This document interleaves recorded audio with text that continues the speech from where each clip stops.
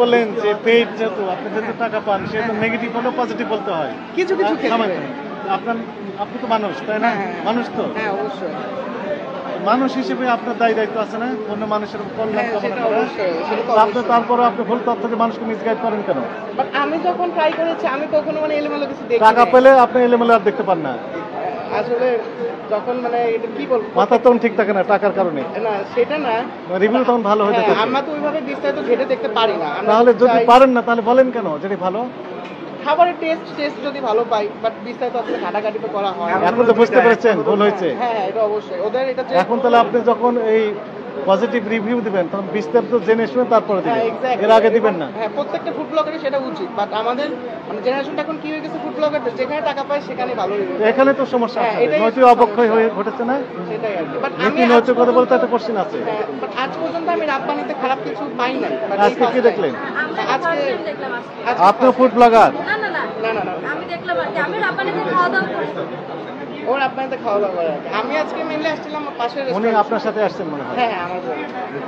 একই গ্রুপের ইনারা আছেন, টাকা পেলেই ভালো, টাকা না পেলেন নাই। বাট সাডেনলি এগুলো করবেন না। শুট করতে আসি।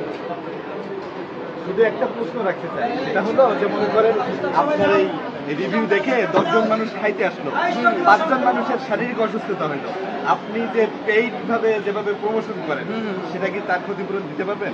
তা সেটা তো কখনোই সম্ভব না, এটা অবশ্যই, এটা আসলে ভুল হয়েছে, এটা ঠিক। আসলে আমরা তো ঘাটাঘাটি করে দেখি না, সত্যি কথা বলতে গেলে। মানে পেজ যখন পাই আসি রিভিউ করি, ভালোটা ভালো বলি, খারাপটা হলে কিছুটা খারাপ বলার ট্রাই করি। কি বলেন তো, কি শিখলেন? হ্যাঁ কি শিখলেন আজকের অভিযান থেকে? না অবশ্যই আমাদের আগে টাকা না, আগে মানুষের স্বাস্থ্যের দিকটা নজর দেওয়া উচিত, যে কোন জিনিসটা মানুষের শরীরকে ক্ষতি করছে, যেটা মানুষের ক্ষতি করছে সেটা অবশ্যই আমাদের করা উচিত না। আর যেটা মানুষের স্বাস্থ্যের জন্য ভালো, যেটা অথেন্টিক, সেটা রিভিউ দেওয়া উচিত। টাকা পেলে যে বিক্রি হয়ে যেতে হবে, ইটস নট লাইক দ্যাট, এটা করা উচিত না।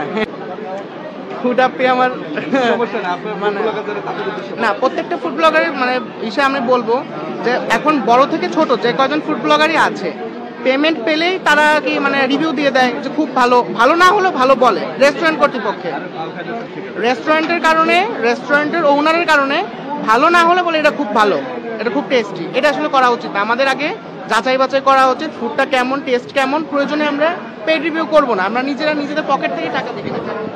আপনি একটু এর সাথে যোগ করবেন যে আসলে যারা এইভাবে যারা প্রমোট করে না জেনে তাদের উদ্দেশ্যে একটু কিছু বলুন।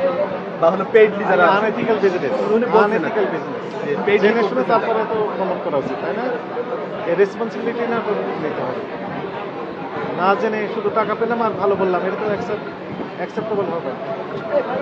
যে কাস্টমার প্রতারিত হচ্ছেন কিনা সেটা তো তার ভেবে দেখা উচিত, সেটা ওনারা করছেন।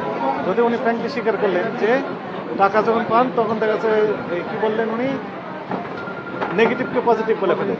নেগেটিভ থাকলেও পজিটিভ বলতে হয়, কারণ টাকা পেয়েছে। এগুলো আর করবেন না।